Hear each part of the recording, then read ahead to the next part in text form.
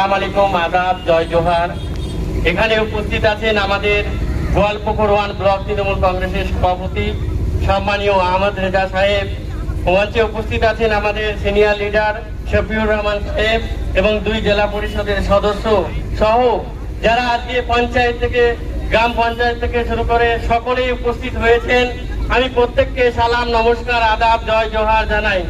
আপনারা জানেন যে 1993 সালের এই মহাকরণ অভিযান যে আমাদের রাজ্যের মাননীয় মুখ্যমন্ত্রী মমতা বন্দ্যোপাধ্যায় তিনি নো আইডেন্টি নো ভোটের যে আন্দোলন করেছিলেন, তারই প্রতিবাদে সিপিএম এর হার মাত্রা যারা বীর শহীদের আমাদের রক্ত দিয়েছিল, সেই রক্ত ঋণ শোধ করতে আমাদের নেত্রী প্রতি বছরে শহীদের রক্ত হবে না কো ব্যর্থ। তাই আজকে জনজোয়ারের মতো এই মসজিদপুরের মাটিতে আপনারা উপস্থিত হয়েছেন। আপনারা জানেন যে ডাক দিয়েছে মমতা, জনগণ দিবে এর জবাব। যেভাবে বিজেপি, সিপিএম, কংগ্রেস 3 বন্ধু মিলে বাংলার মানুষকে অসম্মান করছে, যেভাবে বাংলা বললেই তিনি নাকি বাংলাদেশি হয়ে যাচ্ছে, তার বিরুদ্ধে আগামী 21শে জুলাই ধর্মতলার মুখে এই ঐতিহাসিক জনসভায় আপনারা দলে দলে যোগ দিন।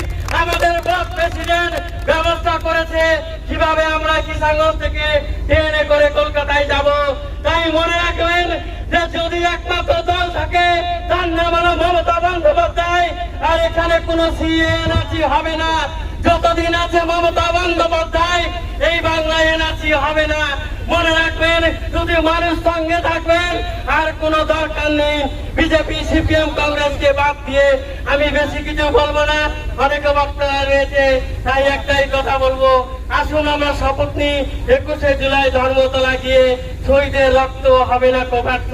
তাই শহীদ আমরা এখনো ভুলিনি, ভুলবো না। জয় হিন্দ, জয় বাংলা।